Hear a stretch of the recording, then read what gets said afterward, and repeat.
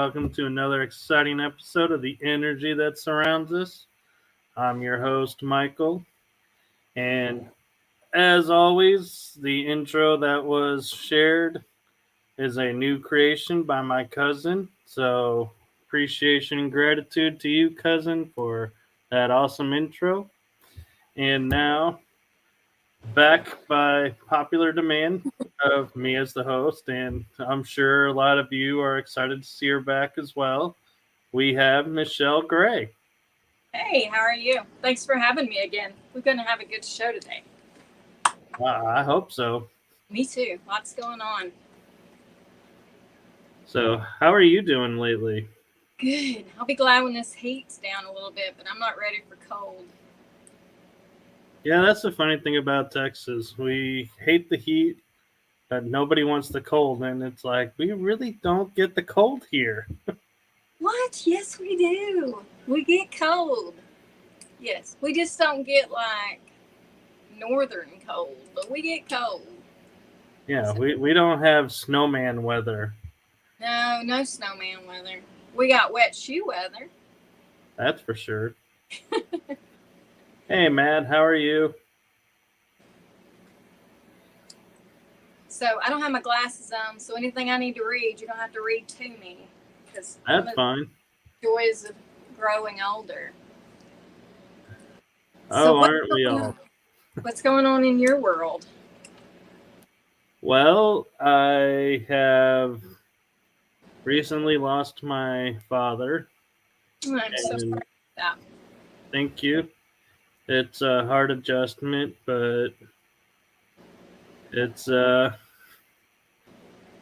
I'm laughing because I'm reading Matt saying he's living the dream at work. Insert sarcasm. Oh, that's Love you, brother. That is appreciate you listening. Yeah, we both know that dad thing. That's a tough one right there, but you've done good. I know I checked in on you a little bit, but yeah, thank you for doing that, and yep, and thank you, Matt. And so, coming in August, there's going to be a slight little detour, so to speak, going with the show of Jenny Sullivan Sanasi of Emerald Isle Paranormal Researchers and I will to do 2 episodes back to back, so to speak. We're going to do a Friday and a Saturday episode on each other's shows. Oh, wow. I'm kind of dubbing it the crossover show event. Mm-hmm. So she'll be live on The Energy That Surrounds Us, and then I will be live on her show. And so that'll be exciting. And we are also toying with doing a little pair of chit chat show, Jenny and I, on maybe on August 2nd. So we'll see if that works. Hey, Matt, you send me time when you're available, and I will gladly come on your show. Oh, how fun. Which show is his? He is known as the Paranormal Consultant. Oh. He's got a really cool show. I'll have to check it out. And also coming in August, I'll have episodes 1 and 2 of my special series into what I'm calling the fringe side of the paranormal, the topics that a lot of people don't want to talk about or aren't familiar with, like Antarctica. Right. Nobody wants us to go to. And the secret space program, UFOs, aliens, all. So yeah, I've got some of that. Look for that. With the UFOs and things like that, there's a couple of hosts that want me to come. Because I think there is a correlation. I mean, I do believe that we do have the spirit chatter and the things like that, but I also believe that there's a distinctive correlation with spirit chatter and, you know, the UFOs and super alien stuff. I don't even know what it's called. I do know there's a gnat in here, but anyway, so it'll be cool. Matt says Paraverse podcast, Michelle. You're welcome to come on as well. Oh, how fun. I might take you up on that. And with that being said, Matt, thank you for that little headway.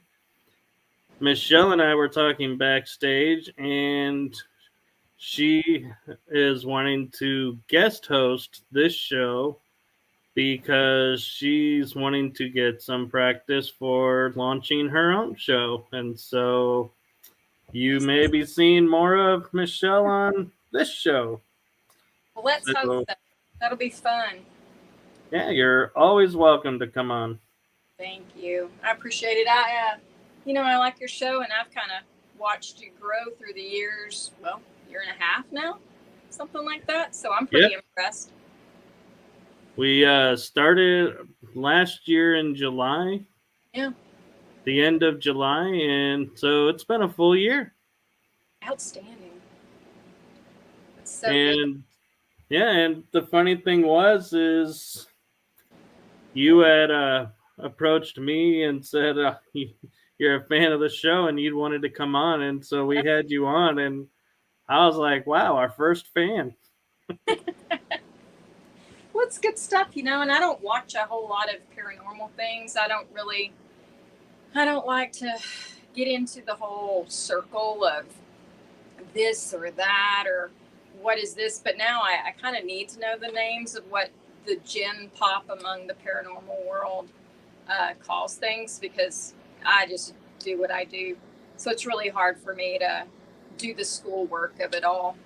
I just like to name things whatever I want to. So it'll be a good learning experience, and cut my teeth on your show that I already love. So well, we appreciate get to work with a friend, so that's good too. That's always a bonus. Mm-hmm. So do you want to give people an idea of what your show may be about? You know what, I like to kind of just take the stigma out of the things that are going on with all of us. I think that a lot of people who have the abilities like I do, or maybe even more abilities, I believe they're put on antipsychotics and things like that, because mainstream people don't believe that you should be hearing voices. If you do, you're schizophrenic. And I know for a fact that's not true, because I've heard voices my whole life. And as crazy as I am, I'm not schizophrenic or anything like that. Not that there's anything wrong with it, just that I don't believe that everybody should be thrown into one bowl. Everybody should be treated for how they are. So right, we're all unique. Yeah, just that, and how everything exists together. I don't believe that there's that much that separates us from the Buddhists, the Wiccans, the Catholics, all the religions. There's spirituality and spirits and ghosts and gods and everything in all of these religions. I'd like to know how they match. Let's have an open conversation with no judgment. Let's have a witch and a priest in the same room talking about things. Open-mindedness. That's right. what I'd like to do. And I want normal people to just be able to be like, I think that happens to me. There are things that I'm even finding out on a daily basis that I just thought was an oddity about myself, but actually is involved with something, like not on the paranormal world, but I just found out the other day that people with ADHD, a lot of them like little spoons, which sounds crazy, right? But they find regular cutlery to be too much. It's too big of bites or whatever. So they prefer little spoons and forks and things like that, which I've always enjoyed. I was going to say, those little spoons are really cool.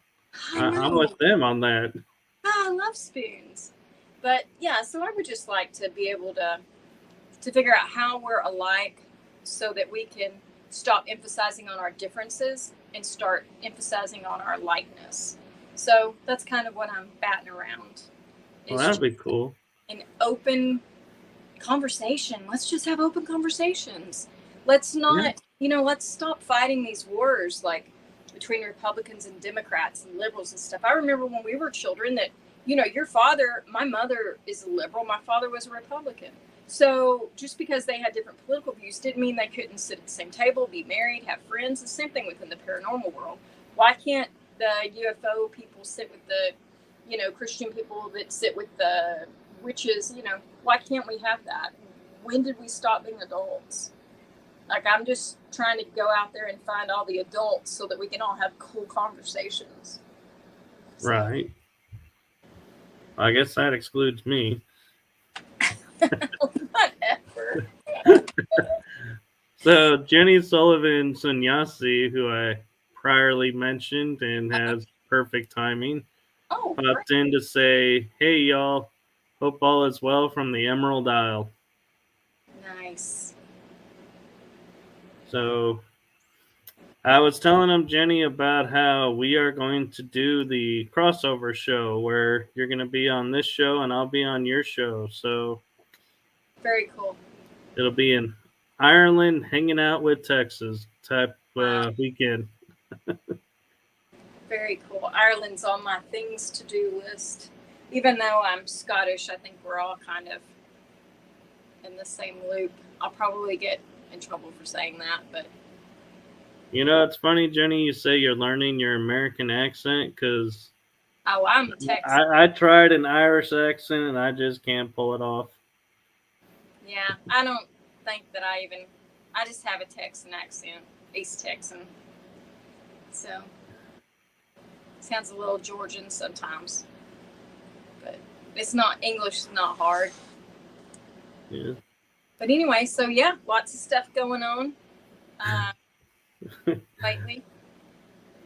No, I'm laughing because Jenny wants me to try the Irish accent now, and I'm like, nope, too much pressure. Yeah, it would come out like you got me on the spotlight. So, what's been going on with you since you were last on the show? Man, I think the last time I was on, I had just been given Project 13, which is a Facebook group that used to do investigations and things. But a friend of mine, she was retiring and gave it to me with its 200 followers, so not a bad start. No. I unfortunately have not done anything really with Project 13. Life has been so busy, and right now I'm working with a couple of alcohol companies with possibly being, I'm not really even sure what, ambassador. I'm not quite sure. The vodka company is the one I'm really wanting, for personal medicinal value, of course. And I'm also helping out two authors with their books. One, she's writing with a medium, has died and has now started speaking to another character. So that's kind of a different spin. But so she's using me to ask questions about mediumship and what is it like to be a person who can do these things. She didn't have the ability to do it, but she was fascinated by it. So I actually met her, and then the very next day I met another author who's talking about time travel and is very much into the questions of vibration and all the things that are around us, and in my view. So I'm actually helping him out with that book. So that's pretty exciting to be able to help other authors do that. And I've also started a small children's book about hearing spirits and things like that.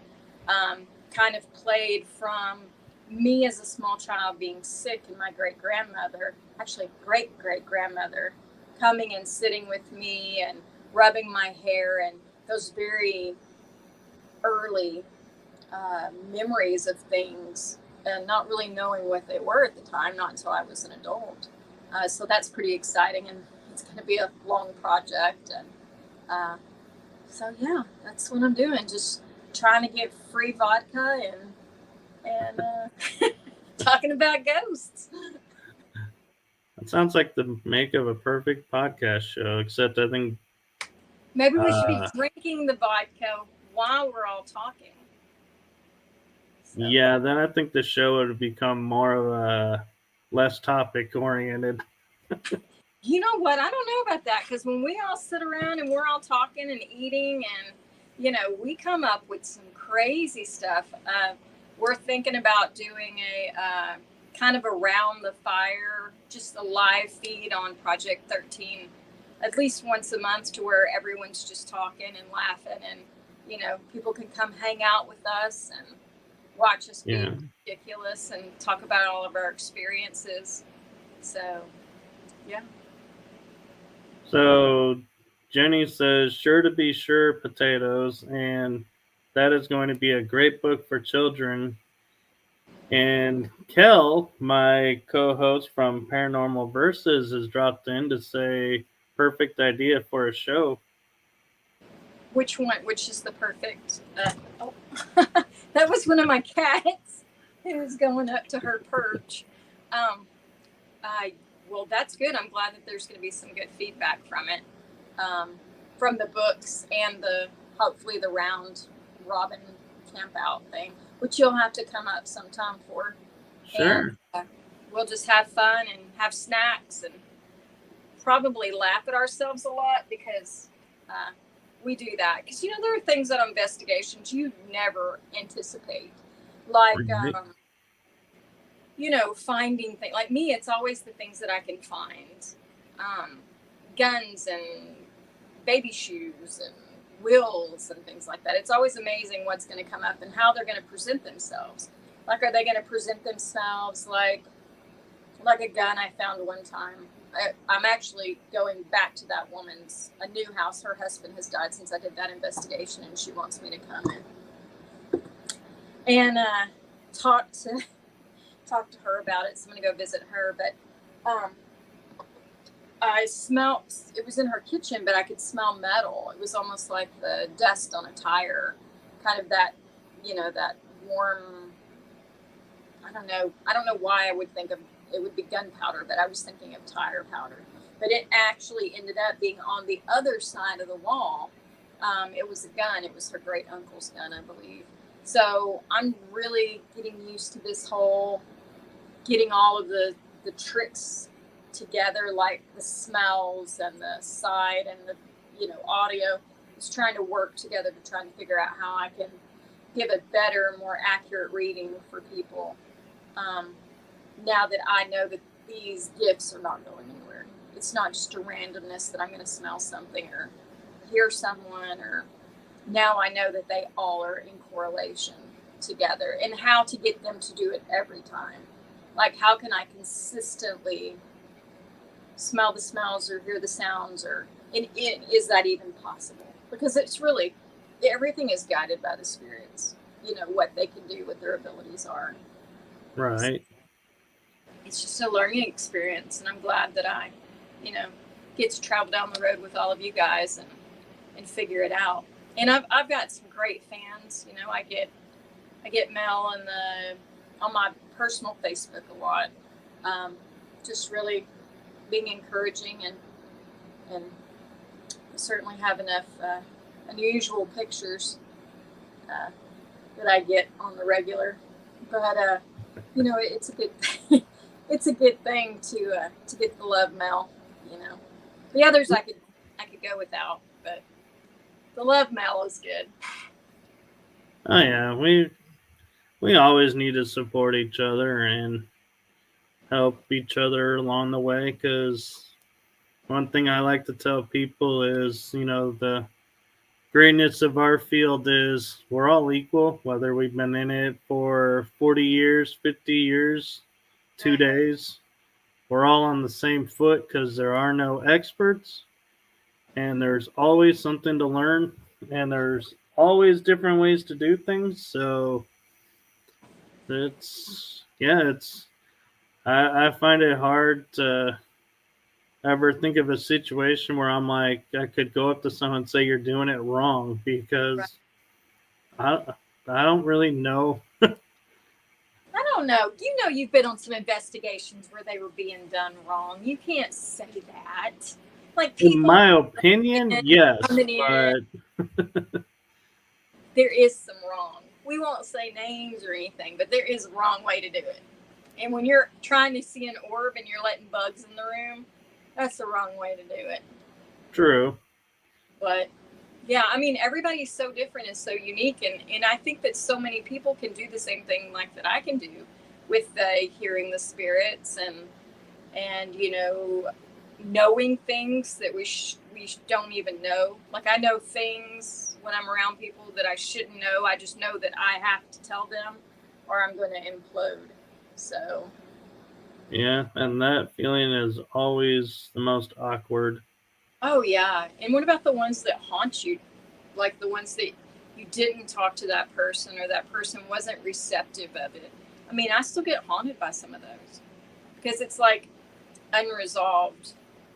It becomes their desire to speak to that person becomes my desire to relay that message to that person. And So when what do that, you do with the unresolved? there's nothing you can do. I mean, you either let it go personally or it's on your mind. There are things that are on my mind all the time. There was this one guy in Hudson Oaks. There's this brew house there that has the best applewood sliders, and there was a man there, and he was sitting by himself at a table, and this old lady, she just kept, I mean, she was persistent. She just kept at me, and I did not want to say anything.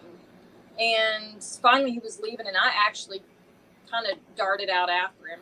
Might have scared him a little, but that's okay. And he was not receptive at all. He was not receptive. And this woman really wanted him to know that she was there, and he was not hearing any part of it. He didn't want me to talk to him. He didn't want to hear about it. Nothing.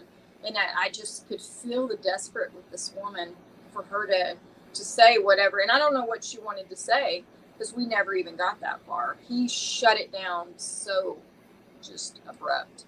So, that still haunts me. It plays through my mind because I don't know what she wanted to say because we never got that far.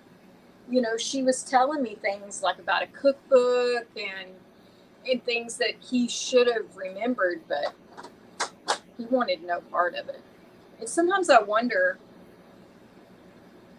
I think the worst part of it makes you self-doubt, or at least makes me self-doubt. Right. Because I think, was he the right one? Why did he, usually I can go up to a person and say, how are you, I don't know if you believe in this, but I'm a medium, and at this moment I can feel a this or a that with you. And usually it's almost instantaneous. There's either tears in their eyes or sometimes anger. Like, I never thought about it, but sometimes people who are trying to relay a message to a living person, they may not always be who somebody wanted. Like, it could be Right. a negative person and they want to communicate with the living person, but the living person doesn't want anything to do with them, and they're actually relieved that that person is dead. So that goes into really awkwardness. Like the stockyards I was walking, it was probably should not have been talking to anybody, but it's like 3 a.m. at the stockyards, and I had been up taking pictures of bands and different things, working in general. And this guy was just there, and I was talking to him, and man, I should not have talked to that man at 3 a.m. But he had this woman with him, and he was furious that I had even brought her up. And I was like, crap, I should have found the security guard before I started talking to this dude. But so you kind of have to, this throws another element of things you have to be careful with the responsibility of knowing things you shouldn't know. Right. You're going to come across people who the other person's not glad they're with them. It's not like their grandmother or their sister or something. So that's another element of responsibility. I feel like I can't really help. So Right. We got a couple questions from sure. Jenny, I love but questions. before that, Kel wrote, "Have an awesome show. It's after 3 a.m., so gotta sleep." Yeah, that's a little So, late. Damn. yep, Kel is from the UK, England area, Fun. and Jenny's from Ireland. So, How great. her first question is, what gets you inspired to write? Well, I've always wanted to write, but until my father died a year this February, I never really thought I could. I have such attention issues, and it's hard to be still. But he died, and I barely slept for 3 weeks, and I just picked up a pen and started writing. And what actually inspired me, these are very small children's books, was a bee drinking some Big Red out of a cap. When the bees come up, I'll pour some soda in a cap so they can, get some sugar with me. And I just thought, I wonder what it would be like to be a caterpillar talking to a bee, because caterpillars and bees see such different things in life. So then I wrote that book, and it was just, I just spit out 3 books in like 20 minutes. And either people are extremely nice to me or they're halfway decent. So that inspired me for those. And then the children's ghost story, I just started thinking, I seem to always want to target adults that have these talents, but what if there are children also? I didn't know I had these abilities when I was young. I don't even think that I had the same abilities that I have now. I had other abilities when I was smaller. So if I can write some books, even if they're fiction to a child now, perhaps one day, if the books are led in truth, then maybe they'll go back to that book and say, I wonder if that was real. I remember reading that book as a kid. Maybe that's real. It's, you want to put all of these things out in mainstream, and let's put some things out that people can use, and lean back on. So that was what inspired me, just helping people. So yeah, that's all I got so far. Cool, and that's amazing that you could do 3 books in like 20 minutes. I mean, they're small. We're not talking literary genius things, but I mean, they're fun. Still. Oh, well, thank you. Now, if I could just slow my brain down a little bit, if I could use all these tools that everybody's tried to help me with like meditating. Meditating to me is Pinterest. Like, that's my meditation, is to scroll through Pinterest and find new crafts to get into. But yeah, I hope to write more. You should write a book. I've tossed it around, and I don't know that I got enough stories yet to fill a book, because mine all tend to be short, and I've published a poem, but I haven't done a book. Well, a book is just a grouping of small stories. True. I think I'm more thinking of the novel, and I'm like, yeah, I don't know that I could write a novel. Yeah, don't do a novel, just do a book of short stories. I might get around to it. Why not? And let's see, Jenny's next question is, do you feel sad when you don't get to read a message to someone? Definitely. I feel a sense of that I've let somebody down. Because it's kind of like when I go to an investigation and somebody's like, oh, this spirit's so angry. Yeah, I'm sure they are. We don't know how old people are. We can guess on an investigation. We can guess and say, okay, well, maybe they're from this era or this era, but we truly do not know how long they're dead. So you have to think, imagine walking around mute, unseen, for maybe 100 years, 30 years. Imagine not being able to be seen or heard for 10 days. How frustrated would you be? How desperate would you be? And I think that a lot of the anger that's been perceived is not truly anger from being an angry spirit. I think it's frustration that has come out with, why are you not hearing me? Why are you not seeing me? And then when they find someone that they can hear and can see them, they're so overwhelmed that they will just bombard you. So I feel like they finally found someone they can tell, and I couldn't get through for that simple task to tell their loved one, what it is. It's a huge responsibility. Like, I've had my friend Mike Rivera and I, we both had a boy who killed himself. We had him come through, and he actually came through me, and I I just threw my arms around his mother and apologized to her for basically killing myself, because it was me giving her his emotions. And, you know, to be able to feel that anguish, it's just horrible. But to not be able to tell someone, you know, that there's someone here that they love them, or to follow the pecan pie recipe, it's a little frustrating. Right. So, great questions, though. And that kind of leads me to a question. Um, but before I get to that, I'll get caught up with Jenny's comments. And she Okay. says, when I was in primary school, I could write novels. My mind was so out there. If I did it now, I think it would be dark, lots of laughs. I think Well, all of our stories now would be dark. yeah, dark stuff. So, And then she says, oh, wow. And it must take a lot from you mentally to do this. yes. When I can always tell, and the same thing with my friend Mike Rivera, who's kind of like a spiritual twin. When we're done, like we're hyped up, we're doing our readings, and the minute the readings are done, and in the spiritual, we're exhausted. Like we could sleep in the floorboard of the vehicle. We're so tired. It just absolutely taps everything, because, like, for me, it's not like you and I are talking. Things are coming through, and I'm having to use my experiences and my vocabulary in order to translate into something. So, like, at first, I probably will not know the gender of someone, and then it will start coming up. And then it'll be other words, like something that means something to me, but it may be something else.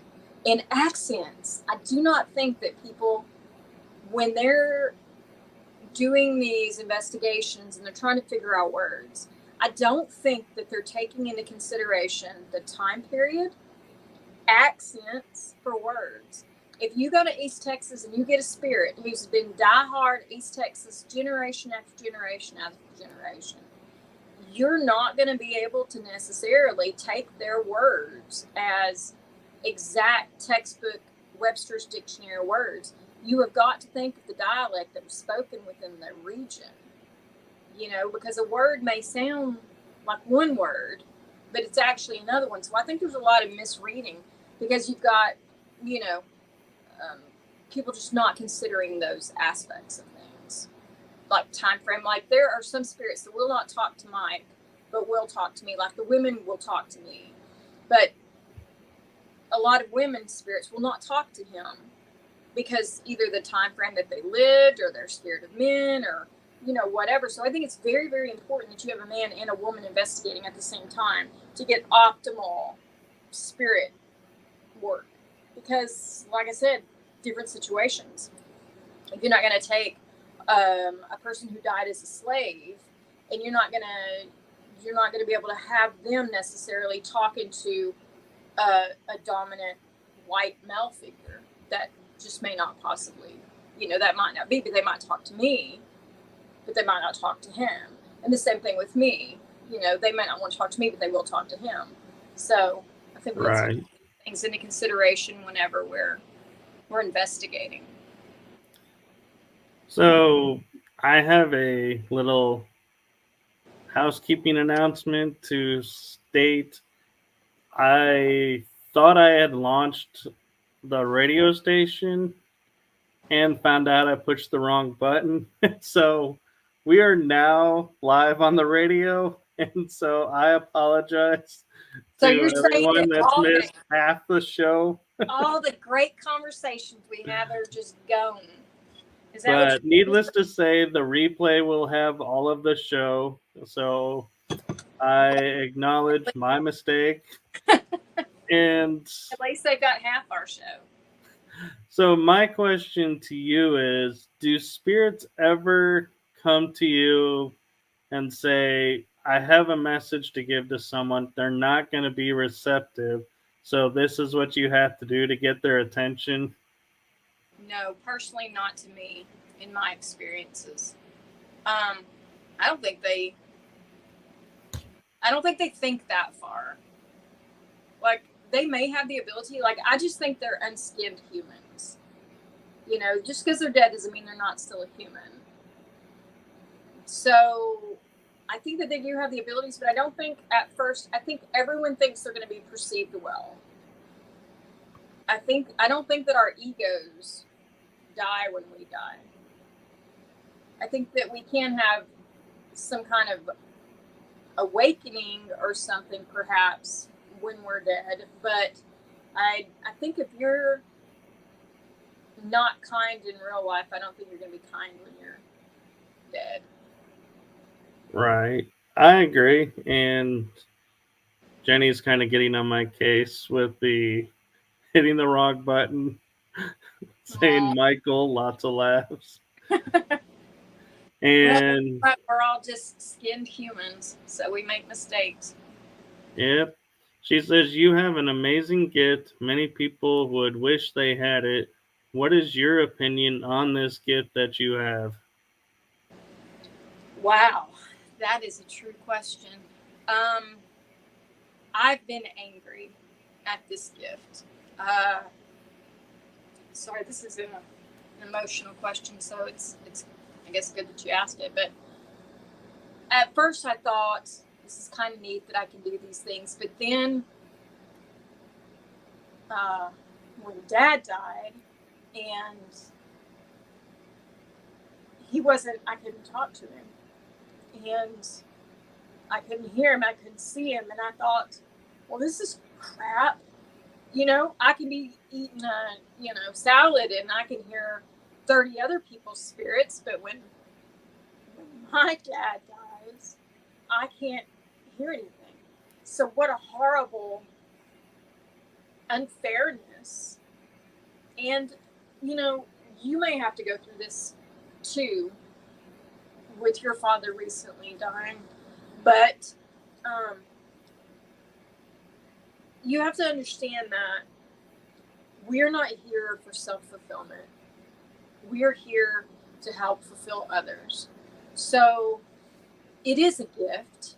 It is a gift because even if I had only helped one person while I was here in my flesh, just one person, then I accomplished something, truly accomplished something. It's not about money. It's not about what I own. It's nothing. It's completely selfless. When I do a reading for someone, I'm not doing it to gain anything for myself. I just want to help that person. So for that, it is a gift. But when all you want to do is see your father or hear him, and you need him, and you can't get him to come through, it's a curse. I agree. It is. You almost feel like you're being punished, and you're really not. But the anger is part of grieving. But I mean, I was angry at everything. And I mean, you and I, we've talked about this, after Dad had died, my dad, but, I was just so angry. And I realized that anger was selfishness. It was me being selfish. It was me saying, why do I have this damn gift if I can't even use it to see Dad or my aunt? Why am I even, but then I kept hearing in the back of my head, even though I didn't listen to it for a while. I heard, it's not about you. This is not about me. If I get to benefit a little bit, make good friends, that's for me. But the actual ability to do these things, I was not given this or able to access this for me. I was here to access it for others. So right. It's both. It's a gift and a curse.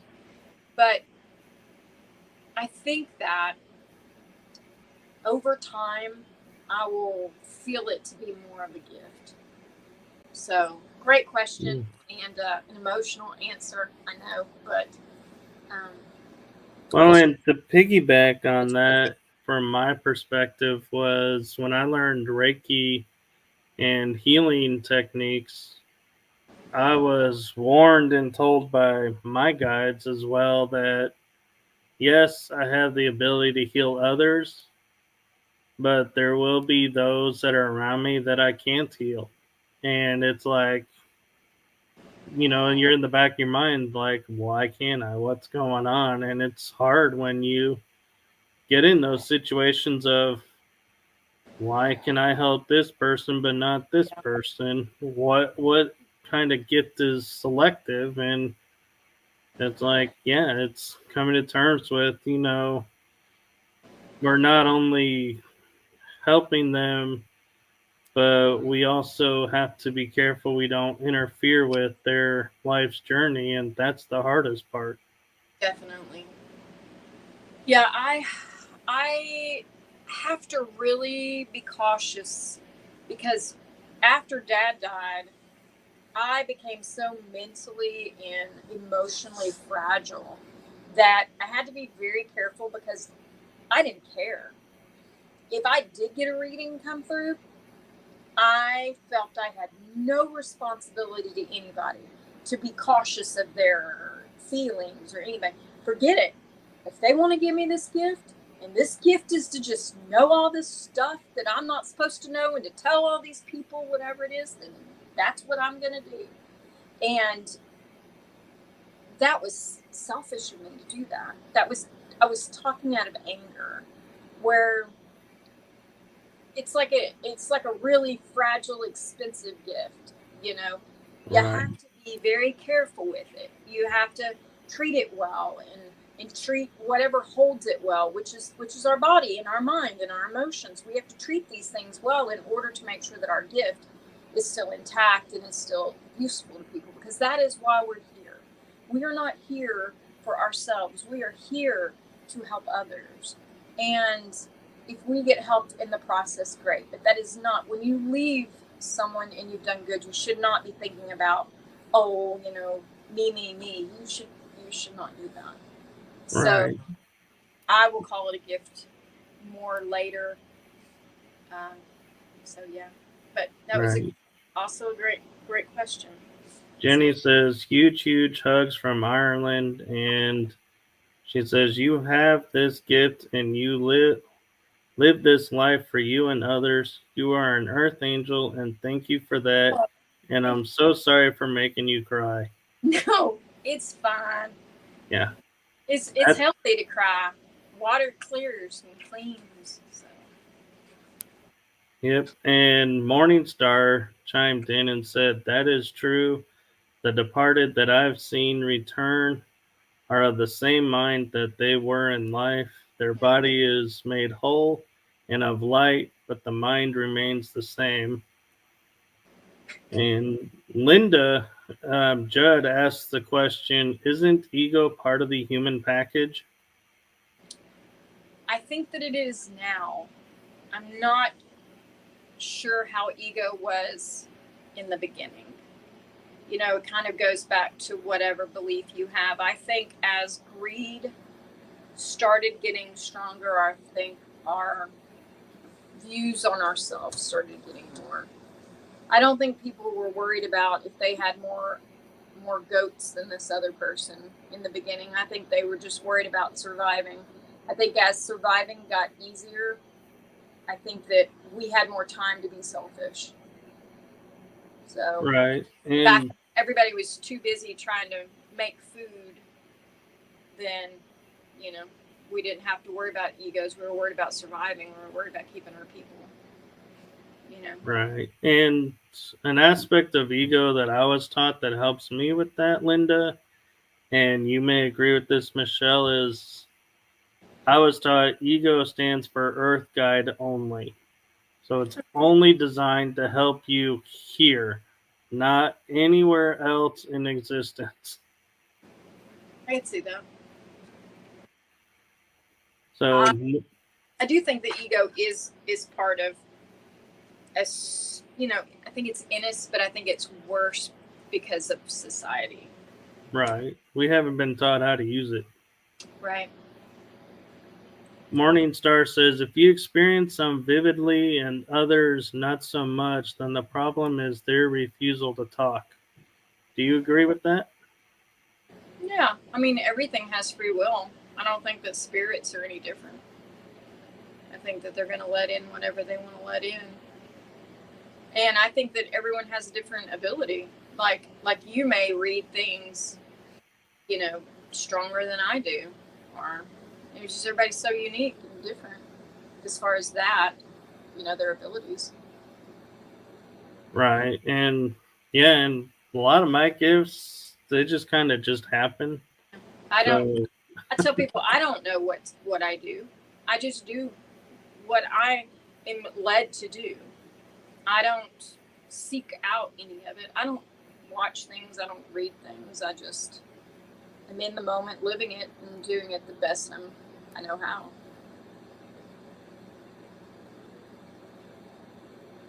yeah, I'm looking at some of these. Linda says there are some people who didn't want to be healed. The person has to agree to your help. That's true. Yeah. Yeah. Some people just want to stay bitter or hurt even long after the person's gone. I mean, what is the point of that? What's the point of being angry with someone after they're gone? They're gone. I mean, and if they're standing beside you, if you don't want to know they're there, then don't hang around people like me. Right. Morning Star says when I tried to pull lung cancer from someone, I suddenly couldn't take another breath.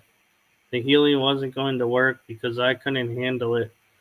Morningstar, I'm gonna say there's probably more to is there's a lot deeper going on than just healing the cancer, and so it might have been just not that you couldn't handle it, but it was on a much bigger scope than you were prepared for. Well, she's got to work around her trauma too. Like if she's known someone who's died of cancer, she may already have, you know, a trauma that's kind of blocking that. And you know, sometimes I don't think that healers can heal a lot of the cancers and things like that because they're not made of things that we can deal with. I mean, this is, you know, like a lot of cancers are made from environmental things and things like that. I'm not sure that healers can handle everything. So, Right, and I kind of feel like when I do the Reiki and the healing, my body takes it on and then processes it and moves it on. And so I don't think my body could take on and process like lung cancer. So I would most likely not attempt to heal somebody with that. Not that they don't deserve it. It's just I have to respect my body right. and capacity as well. So if you feel like you can do that, then by all means go for it and try it.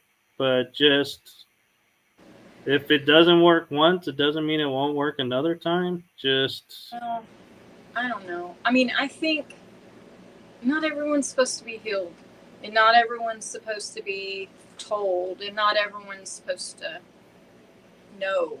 It's just not everyone's supposed to heal. That person may just not have been supposed to heal. You know, maybe right, their time. And I just feel bad for Morningstar because that's got to be a lot of heavy heartedness that she couldn't do that for them. It's a huge responsibility. Just like when people want me to be some trick pony and like, hey, is my dad here? And I'm like, no, I'm sorry, they're not. And they're like, oh no, I feel him. I know that they're here. I can't make someone talk to me, and I can't make someone appear. So, I've done investigations and readings to where they will argue with me. I will not tell them something is there that I'm not seeing. Now, it doesn't mean they're not there. right. If they're not coming through to me, I'm not gonna, I'm not a charlatan. I'm not just gonna just make I'm up not gonna crap. fake it. Yeah, I'm not. I'm not gonna do that. That's not fair to people. No. If I tell them, oh yeah, your dad's right here. He's this strong man. Whatever. Come on. Well, You know, not only what is that, that gonna but do? they're also in a vulnerable state of mind with like right then and there. Yeah. And so you may say, "Oh, he wants you to go and accept, this opportunity because that's what he wants you to he's helping you to do that." And it could be the worst Yeah. opportunity for them, and they're going to go and enter into something horrible and think, I can't leave because my dad or mom or grandma helped get this, so I gotta stick with it. And it's like, no, that was wrong information. I had that problem the other day. I was at a local bar, and there's an upper area upstairs that you can go into and sit as like pool tables and things. And this man was telling this woman that some spirit was coming through, telling her to do something. And I was like,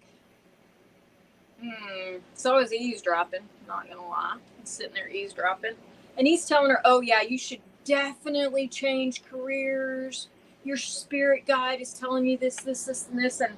And after he went down to go get a drink, I said, hey, listen, you can take this with what you want, but don't go by what this man is telling you to do. Don't you choose in your living world what you think is best for you. Don't go off of him saying your spirit guides. People use those spirit guides like they have got to be tired of hearing their name, because people will tell somebody anything. Oh, your spirit guide is leading you here. Really? But are they? I mean, are you just trying to sound important? Right. So I So don't have my Jenny's got glasses on. another question for you. So, She says, question, I am angry with someone who passed, and I was told they won't move on unless I forgive. I still don't, but I am tired of it. I am tired of the annoyance and anger. Should I just let him move on? I'm pretty sure you'll agree with this. There is a huge division of people within the paranormal community as to what happens to people. Like some of us believe they sit in purgatory. Some of us believe that they are stuck here until they have something, finished. Some people believe that they're just here to, hang out, whatever. For your own living person, I would say just move on. It's I know you're angry.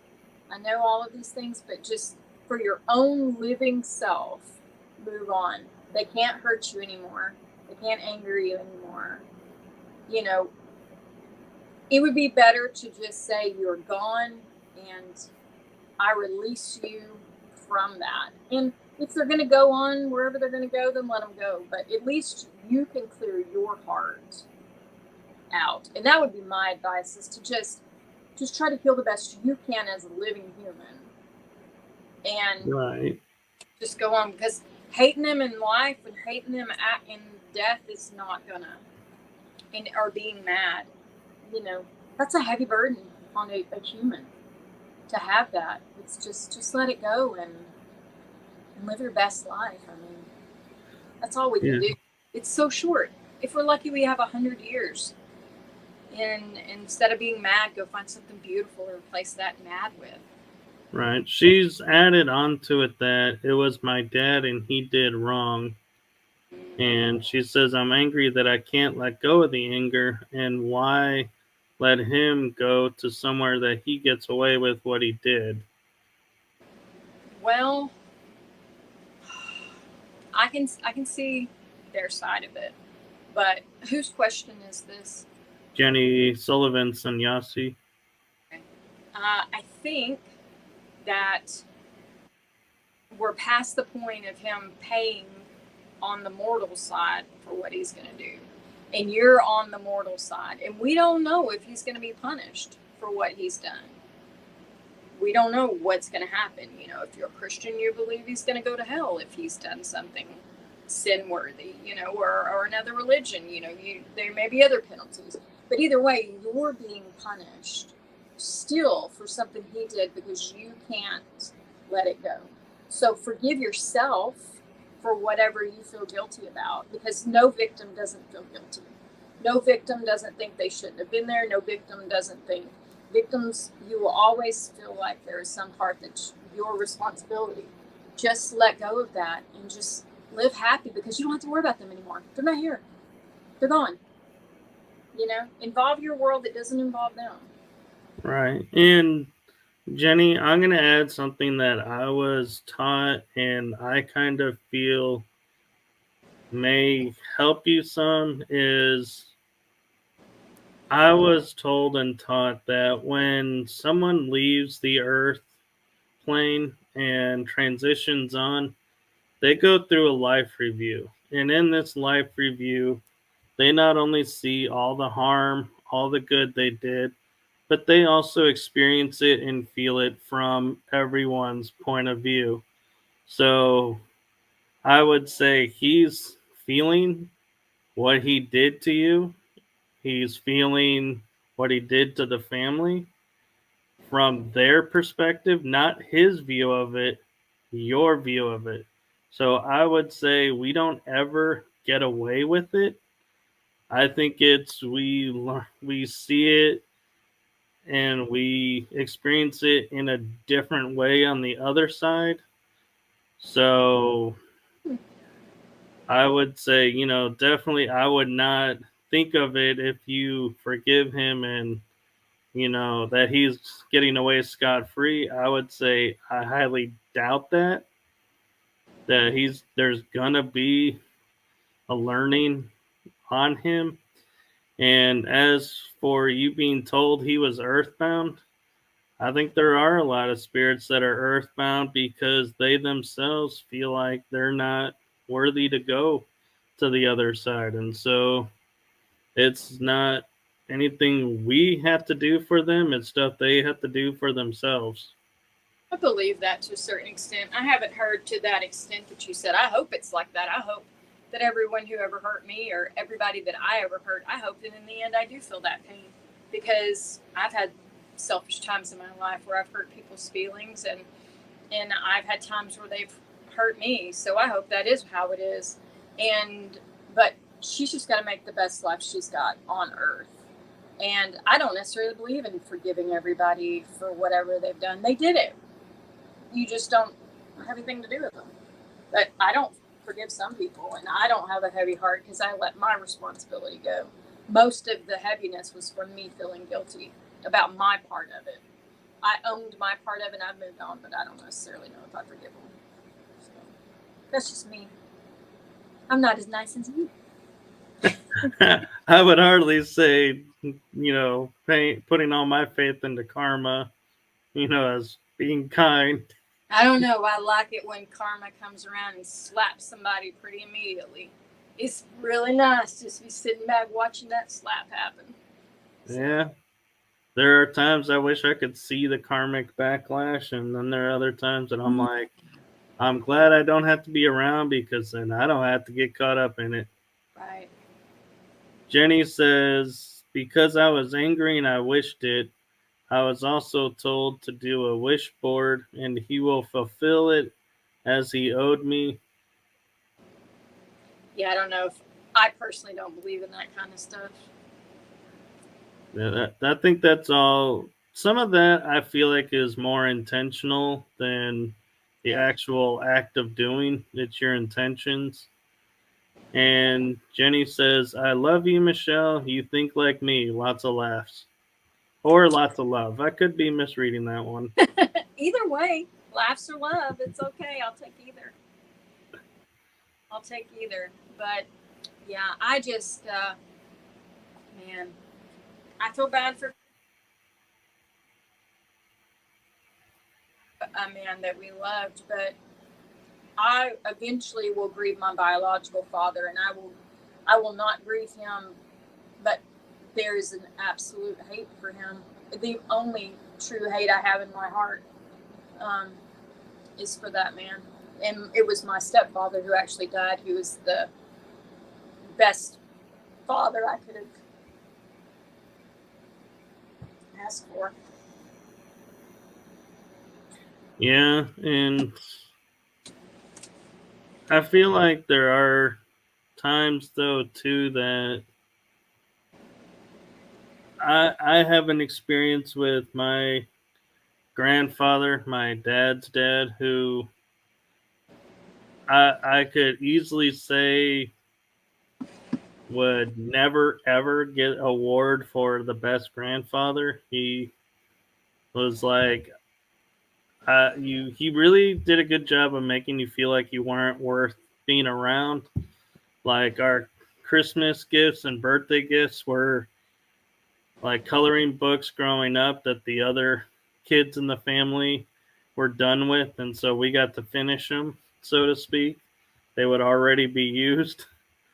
Wow. Or if I, that's one I've never heard before. Wow. yeah,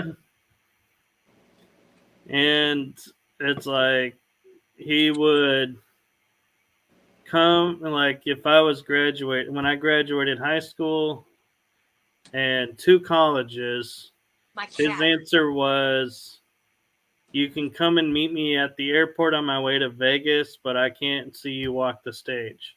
Oh, wow. Now it's like, so you want me to give up walking the stage to come and see you? No. No. That's the best effort you can give. And I can say well, before I say that, on his deathbed, when he was putting his affairs in order, so to speak, he called and asked to see my dad. And so I went with, and I spoke with him. And this is the exact conversation. It has been burned into my brain and heart. Are you still working with your dad? Yes. That is good. And then he rolled over, and that was that. I was like, that's what I flew down here for. I was so expecting more of a, I'm sorry for this or that. And he probably didn't think he did anything wrong. Well, I come to find out, so I'm with a medium, and we're in a circle of people, where they'll throw out a name, and, whoever can claims it, and, they get the message. Right. Well, my cousin comes in, and I'm like, yeah, that's my cousin. I can take that. Turns out to be my grandfather, because he knew we would never allow him into the space. Right. And he said he loved me the only way he could, because in a past life, I was his, I think, brother, was the relationship, or we were related. And he had broken the law, and his crime was to be burned at the stake. I went up to the law officials and the people, and I said, you are not going to burn that man at the stake. You will burn me instead. And I was put on the stake and burned so that he could live on and learn from what he did. And he said every time he saw me, he could see the fire in his eyes of what I did, and he could never love me that way. And so he could only show me the best that he could. And so I gotta say, I found a little bit of peace with that, of knowing why I was treated the way I was treated. But you think it was his guilt? It was his guilt for your past life dying for him? I wouldn't say it's guilt. I would say it's his inability to understand the level of love and be able to reciprocate that kind of love. Yeah. That we're all here to learn things, and he just couldn't learn it. And so instead of trying, he just gave up, so to speak, maybe. I could see that. How sad. Yeah. Jenny says, okay, I'm loving the cat. I do animal rescue in Ireland. That is true. Jenny is an awesome animal rescue of dogs and cats in Ireland. Oh, how cool. She will foster and rehome. So that is, and she paranormal investigates. Oh, how neat. and podcasts. She's like a trifecta over there. How cool. I'm not. That's my other cat. I was about to say, I'm hoping that's a cat, or you got some weird spirit in your house going nuts. That is my oldest cat. So I have 3 cats. I have Juniper, who's the oldest tuxedo. I have Sage, who's the middle tuxedo. And then I have the kitten that I just have, and that is Marigold. And she is actually a tabby born from a tuxedo. So, yeah, that's how that dynamic worked out. So I've already accomplished my crazy cat lady starter kit in my tiny house, my little black tiny house with my copper roof. My neighbor thinks I'm a witch. Like, he literally thinks I'm a witch. And I'm like, say that like it's an insult. But anyway, so yeah, those are my cats, and that's so cool. I may or may not go to Ireland within the next year. I don't know yet. So who knows? You go, I'll be your bag boy. We'll talk about it later. I'll be the ballet. I'll carry the bags. I'm not even sure if it's happening, but we'll see. So do we have any more questions before we wrap her up? I'm checking. Linda says anger issues are deep and may have more than one reason for existing. That is true. I think we have to figure out where the anger is rooted from. I think that anger is an easy emotion. I think that we need to wrap it down further. I can't take responsibility for that. My shrink told me that many dollars ago. That you have to take anger and break it down to what it really is to get rid of it, or you'll never not be mad. You have to figure out why you're mad in order to not be mad. Like, the real root of it. One of the things that your therapist probably would disagree with me on is because this is a topic a lot of people are just now starting to give credence to, but it's been kind of hushed, is the thought of past lives, and that past lives can affect our current lives.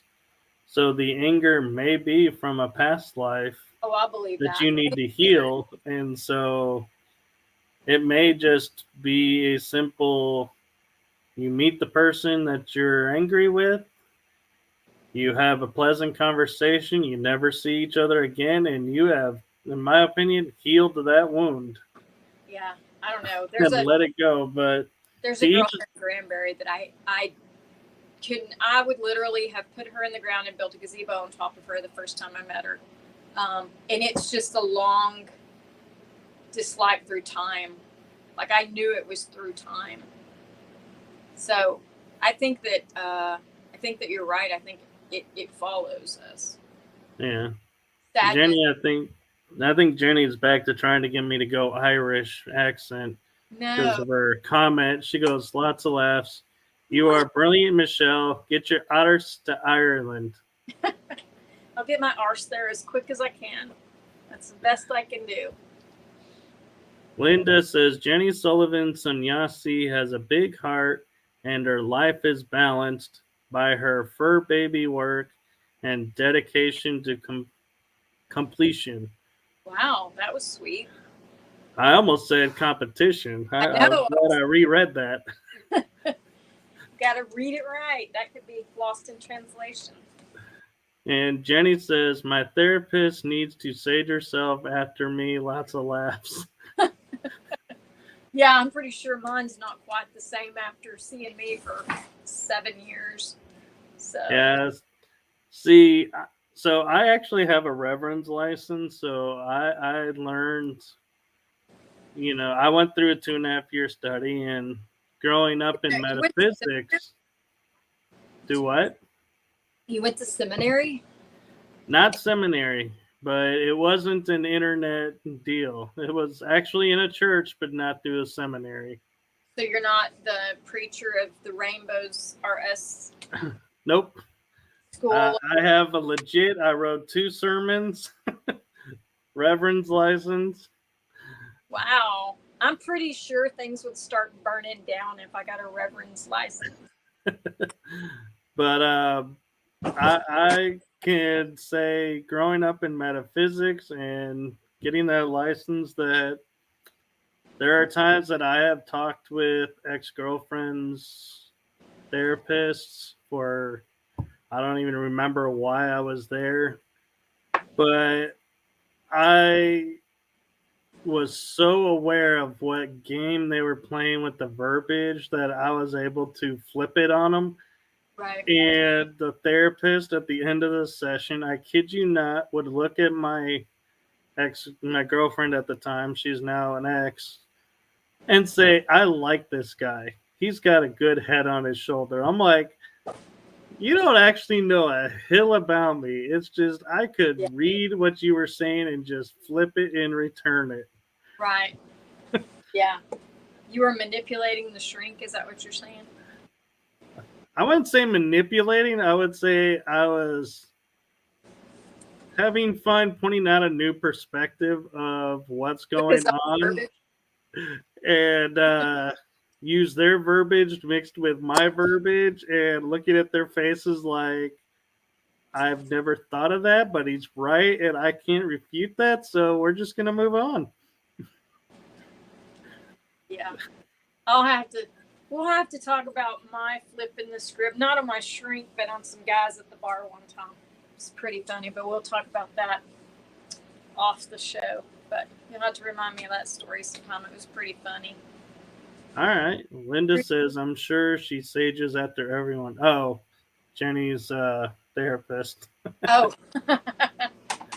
Jenny says, what an amazing show. And Linda, a million thanks. And she says, Michelle, I think it's private messaged you. Oh, cool. Linda says, I think Michael has telepathy. He hears what people are saying in their heads. You know, you might be onto something there, Linda. Well, it's dangerous when you're going to be around me then. God knows what's going through my head. But you'll know how to do about 20 Pinterest projects. So. Jenny says, no, Michelle, let's talk about it now. Lots of laughs. Yeah, we'll talk about it in private. It's not exactly PG worthy, but needless to say, he didn't get a date. But yeah, he was not happy about receiving the same thing he was giving. He realized, yeah. Anyway, another story. Needless to say, he's probably never going to ask another person out in his life. You know, when I go out, I really don't get any attention. Honestly, I really don't. I just sit there. And my girlfriend, Kim, she says, you just don't look like you play well with others. And I was like, oh, that's possible. Probably a good thing. It's possible. It's not good for your dance card, though, when no one asks you. And I leave that's at 10 o'clock at night, so no guts have been drank by then. Jenny says, I'm intrigued. Yeah. Let's say I can get rid of a man faster than I can find one. Didn't they make a movie about that? You have How to get rid of a man? Oh, yeah, in like 10 days or something. Yeah. Wasn't Goldie Hawn's daughter in that movie? Yes, Kate Hudson was in it. I think with Matthew McConaughey. Yes, with Matthew McConaughey. The pride of Texas, yes. I know. Austin's little golden boy. Yep. We love Matthew. I like that British guy, too. I think he's British. He's got the dark hair, kind of eccentric, but man, he comes out with some good stuff. Which one? Oh, gosh, I don't even know. He was like a funny actor.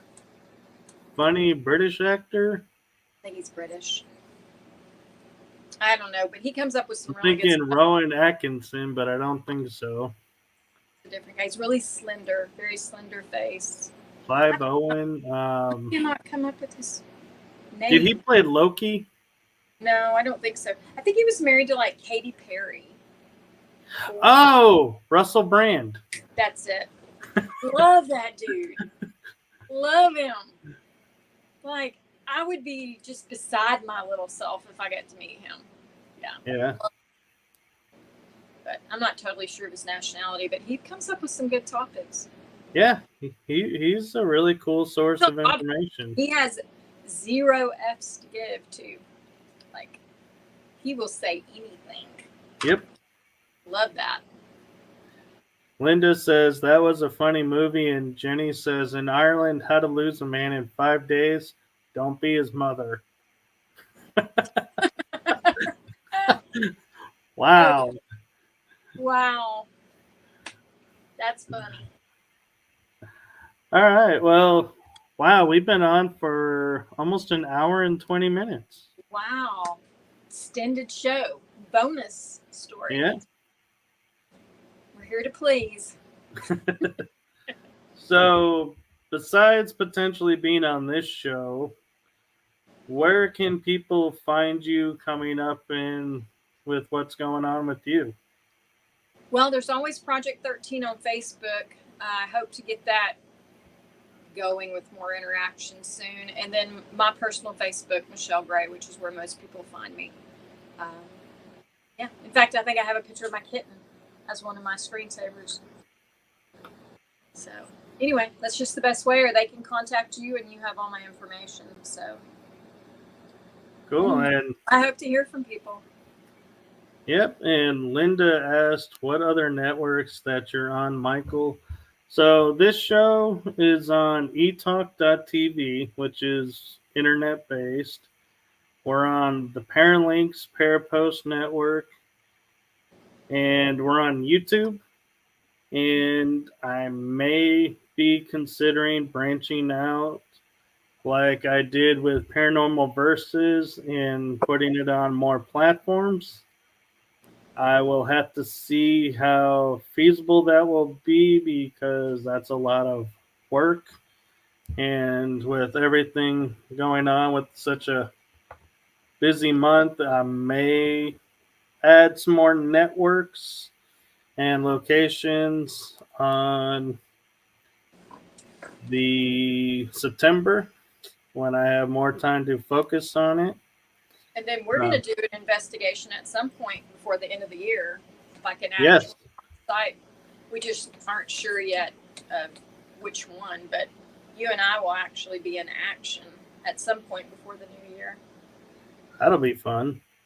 Jenny says, what a great show. It's late here, but I would have watched all night. Fantastic show. Thank you, Jenny. Have a great night. Thanks for the great questions. They were outstanding. I look forward to talking to you. And Linda says, oh, I see the icon for eTalk on the screen. Yes, some of them may be covered up by us, but thank you for helping me talk about it. And we are also on the radio at etalk.tv.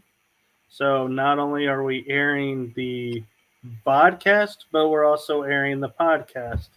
So we get to be a hybrid show. How cool is that? I'm sorry about all this lotion, but I am like dry as a sponge under the cabinet here. And Michelle, I have Jenny sent me a message here that says you are brilliant. That you're brilliant or I'm brilliant? You're brilliant. She's my new favorite person. Outstanding. And where is she located at? She is out of Ireland. Ireland. Our new Ireland sister. Outstanding. Well, I have so many crests up to the northern Scottish Highlands. I hope you will still love me. Even though I'm always. Or are you talking to Jenny? I'm talking to Jeannie. I mean, I sorry. Love you, but it's really about her right now. So I didn't mean to speak for Jenny. Linda says, nice to meet you, Michelle. Nice to meet you. You've impressed Jenny, and that says a lot. That is very true. How sweet is that? And Jenny says, my daughter is Scottish. Oh, so, that's great. Fun fact, Jenny and I were discussing this afternoon on a video chat. how the Irish and the Scottish actually get along. It's just the English that they don't like. They I don't both like have mutual hatred of the English. it. Seems like the English tried to take everybody's toys. So I imagine Yeah. there's a lot of countries who don't like them. The Irish love their independence, and I still feel like the Irish have to go over to Scotland and teach Scotland how to get their independence. I'm gonna leave all that to that. Not I'm laughing because Jenny says I am saying nothing. I'm not saying anything. Yeah, no. I'm gonna stay out of international warfare conversation. Yeah, she says yes, we do. Lots of laughs, and we were even talking about Braveheart, how Oh the wow. Irish guy came Wallace. over and was helping William, and his introduction was, "I'm Irish," and nobody wanted him because he was Irish, and then he saves William's life in the forest, and he's like, "Dude, you're in." Well, I actually found out that my family was the Frasers of Lovett, and I found out that they actually fought in the war with Wallace. That there's some kind of memorial or something, and that my Right? people are actually on it. So, but that's a great love story. The Scotland to they actually went to Nova Scotia, Canada. Was where my people they built boats, and I found out from a Scotsman I was related to that a ship was commissioned, and the son of the shipbuilder went over to pick up the family and fell in love with the daughter. And when they landed in Nova Scotia, they got married, and then throughout years and years, there was a trickle effect all the way down to Texas from Nova Scotia, Canada. Wow. So it's quite the love story. I was privileged to get to know that. So Yeah. Linda says that's a keg of anger. Be careful. Yes, I will, and I will retract that statement and say, in my opinion, the English have pissed off pretty much everyone in the Isles. And so that's my opinion. And Jenny says, I have fantastic English friends. We would love, wait, Jenny says, we love them. We would always give a Guinness to anyone. That is true. Guinness beer, man. Guinness is awesome. You know, there's a school to learn how to pour that. There's Really? an actual class you can take to pour a proper Guinness. There's a certain way you're supposed to do it. I think because I believe, if I remember right, it's supposed to be a fingertip or some length of the finger Something to do head with to the that. beer. Yeah. I just know there's a class. I never took it. Guinness smells like mechanic coffee to me, but I just can't do it. Jenny says, yes, I am now a Guinness pourer. See? There's a whole thing for that. Yeah. I gotta say, I like Guinness. It's one of the, I'm normally German dark beer. I don't like light beers, but Guinness is really up there. Man, I gotta do a good scotch, or I used to drink a lot of whiskey. Now I'm on vodka. I just love vodka. Now, I'm not from vodka. I did find a drink though, because I was trying to get real mead, but I couldn't find it. Oh, That I stumbled on. That's called Celtic Honey. Yeah. Oh, that is so good. Yeah. I think it's in Colorado, but there is a whole Viking distillery thing that I was going to go with my last husband. And anyway, they had a mead sampler, and it was amazing. Amazing. I love the mead, but I like fruit. I like sweet drinks. Right. So yeah. Mead really is just fermented honey. There's no liquor or anything in it. It's just fermented honey. And so I'm like, I love honey. So I'm like, oh, I'd love to get some of that. Linda says, do you hold your pinky when you pour Guinness? That is a good question. To everything. I'd have zero balance. It's just like balances me. Jenny says, "Oh, Michelle, I am a whiskey drinker." Oh, love some whiskey. We'll have to get her some TX. She'll probably think it's swill, but we like it. I'm actually trying to. Oh, that's vodka though. TX is TX whiskey. Yeah, TX is whiskey. We'll have to see how that works on the importing stuff, but TX whiskey is pretty good. Let me see if I can get this right. Jenny says, honey whiskey is nice, but a new whiskey I've tried is called Schlan. Let's just say ice in the right glass. Hello. Oh, glass is important when you're drinking whiskey. The glass is half the battle. Did I say that right, Jenny? Is it pronounced Schlan? Or am I like trying to make a word that's not a word? Are you trying to have an accent when you don't have an accent? Are you trying? I'm trying to it's an Irish word. I'm trying to pronounce it like an Irish word. I'm having some issues with my mug. Can you tell? Oh, she corrected me. Oh no, she says I know, right? It is Slani. Okay, so I was off. It's Slani. Slani. That sounds like me after I've had whiskey trying to say salami. I'm not even going to ask why after you're having whiskey trying to pronounce salami. You never know when a good salami conversation is going to come up. She says Sla-on-e. Slani. Okay, that is too Irish. Well, sounds like I bet we can't even get that here. I might know a place because they import a lot of liquors. Do you know a man who knows a place that knows a man? No, I actually go to the store sometimes. It's where I get the Viking blood and the Celtic honey. We're gonna have this conversation about this Viking blood. So. Oh, Viking blood is so good. There's everything wrong with that. Everything wrong. So it's actually spelled Viking, B-L-O-D. Okay. Blood, but blood sounds better than blood. It depends on if you're Dracula. True. Blood sounds perfect. So. Now I think Jenny's saying slaying.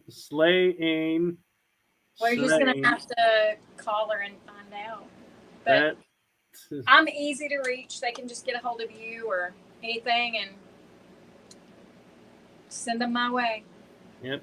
Linda says, I'm going to watch the replay. I want to hear the rest of Michelle's interview.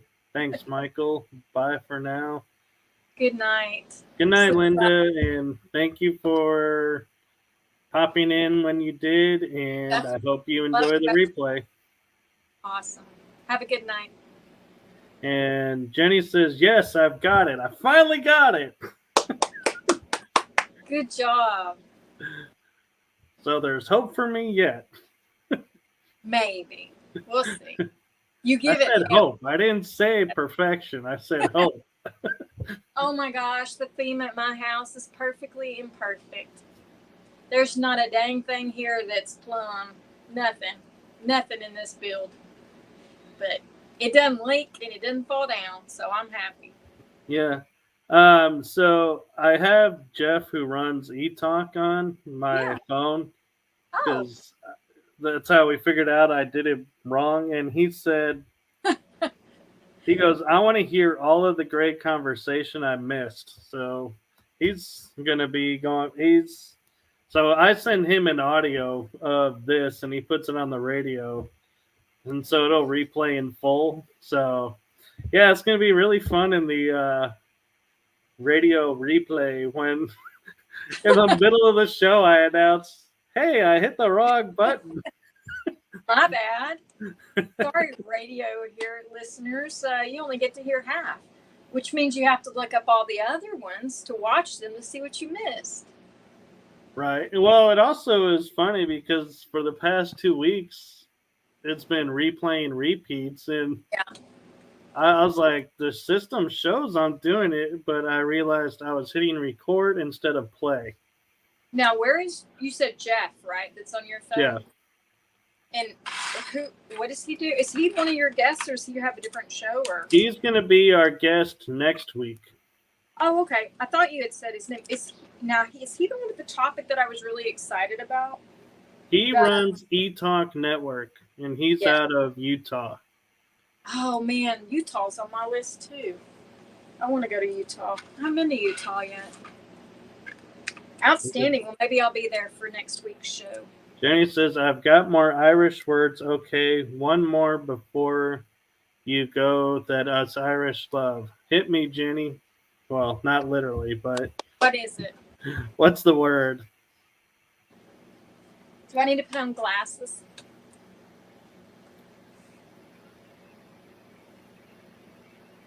I feel like we need a drum roll.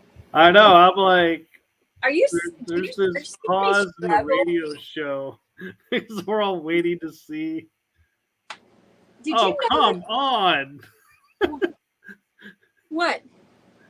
What I missed? Wow. What? I'm not even gonna try that. So we were listening to some Irish pronunciation earlier. Wow. I know I ain't gonna be anywhere close to this, but I'm gonna say go Ravis Mil Meth I got. Wow. Which I'm sure is totally probably not even a single word of that correct in pronunciation, but go Ravis Mil Math I got. Oh, it means 1,000 welcomes. Oh, I like that.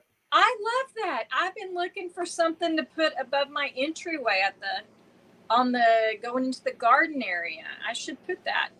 You need to send me that saying so that I can put it on a big wood burn sign. I just finished the one for my burn pit. It says all men are cremated equal. Yeah, I'm not touching that with the 10-foot pole. Oh, I amuse myself sometimes. Let's see. It's not going to let me. Hold on. Wait, I might be able to screenshot that. Nope, I can't. I guess I could just write it. Yeah, it's funny that you're.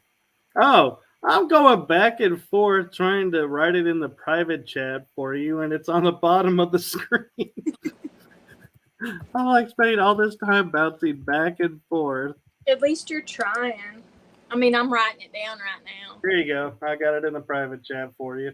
Thank you. You're welcome. Good luck finding somebody who will put that into wood. I'm going to do it. What are you talking about? Oh, okay.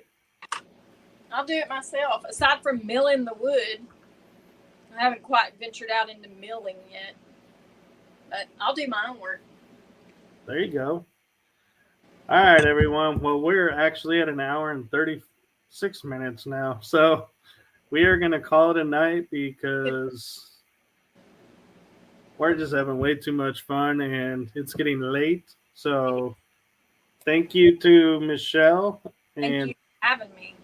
You're welcome. And thank you to everyone in the chat group.